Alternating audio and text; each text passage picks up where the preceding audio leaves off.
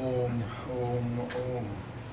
So this morning, we're going to attempt to accomplish a lot. It has been suggested that we go through the actual practice of meditation, leading off last week's discussion. We did talk a lot about why and the philosophy of meditation. But now we're going to try to, in three 30-minute segments, and we'll break in between, to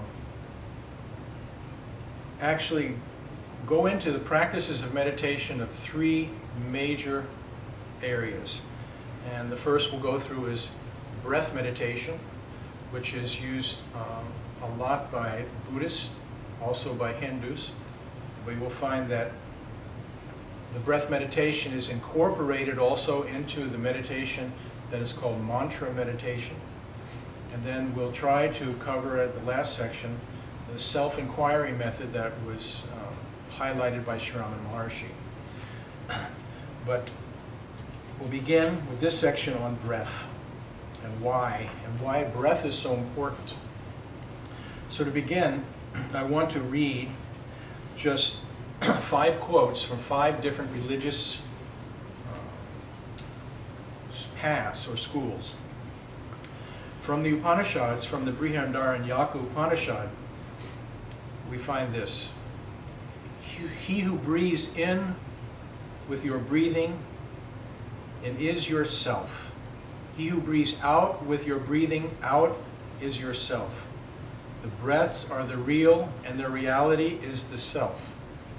So he's talking about behind our breath, there is a breather of the breath.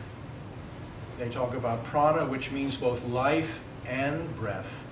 But there is this very mystical link between the breath and the self. And if you can control the self and watch it, then there will be this reduction of the distractions of the mind, and that is specifically what meditation is trying to achieve. From the Anguttara Nikayika, the Buddha said, one thing developed and repeated leads to direct knowledge, to enlightenment, to nirvana. What is this one thing? The Buddha said, respiration mindfulness. Respiration mindfulness, which literally means watching the breath. Then from the Tao Te Ching, which we go earlier into, ancient China, we have this in verse number 10 of the Tao. When one gives undivided attention to the breath and brings it to the utmost degree of pliancy, he can become as a babe. He can become without a flaw. In other words, this reduces all of the acquired habits, flaws, vices that we get conditioned with as we're maturing from life to life to life. You see an interesting correlation when Jesus said, blessed are the children, blessed are the babes, for theirs is the kingdom of heaven. The Tao is saying 2,000 or 3,000 years earlier, by watching the breath, you can become as a babe, this pristine state of pure, unselfish love. Then in Genesis 2:7, we find where God said, God breathed into his nostrils the breath of life, and man became a living soul. So here again, we see right at the beginning of the Bible, God is talking about breathing. God breathed upon the waters, then God breathed into the nostrils of the first man, and he became a living soul. Through that breath, that infusion of divine life came to us. Then finally, again later in now the New Testament, in the Gospel of St. John 20:22, it is said, he breathed on them and saith unto them, receive ye the Holy Spirit. Through the breath it happened. So now we see there's a direct correlation from all religions, all major religions. Now let's try to go specifically into the first one, and let's talk about the experience of the Buddha and how the Buddha attained what he attained and what he taught.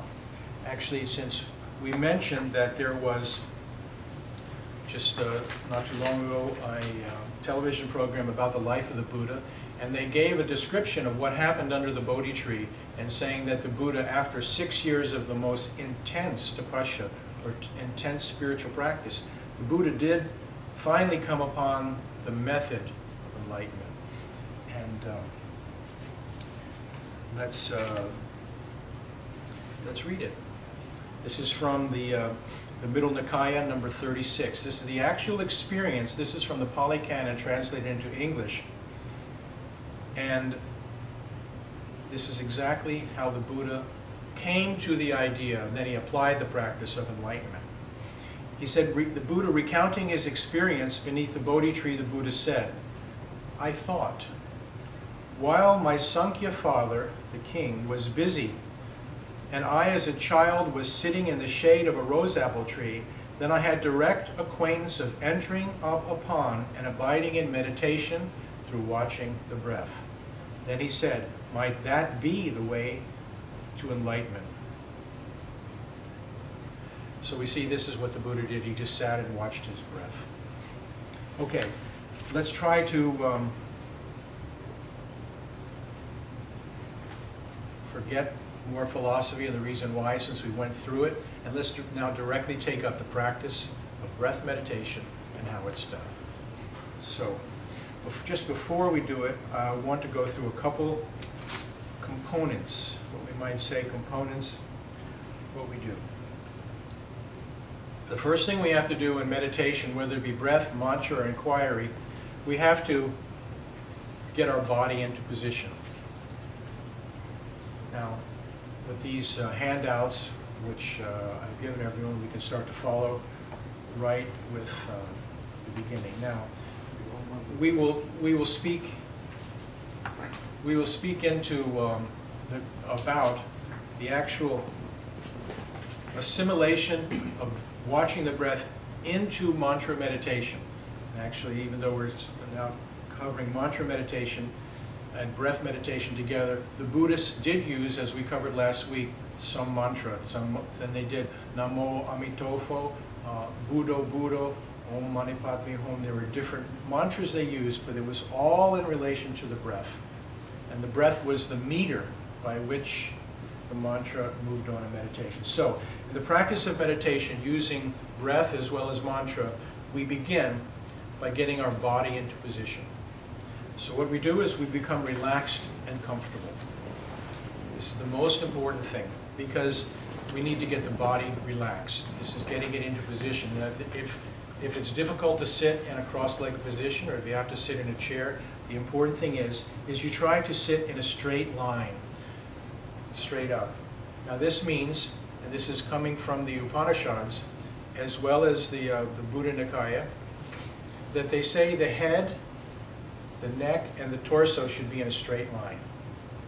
In other words, you don't want to be like this, you don't want to be hunched over, you don't want to be in any position, just a straight line between head, neck, and torso. And then also, we find instructions where it says the position of the head itself is important. Adi Shankaracharya speaks about this in Vivekachudamani, also the Buddhists teach it, that they say that the chin should be slightly down. The way they say is you make a fist, just like with your thumb here, and you put the bottom of your fist right there close to the very top bone, and you just drop your chin down slightly. And that position, that amount of space of one fist, is the slight pointing down of the chin. So you're sitting straight with the chest, the head, and neck and head up. And then you slightly bring your head down just that slight amount.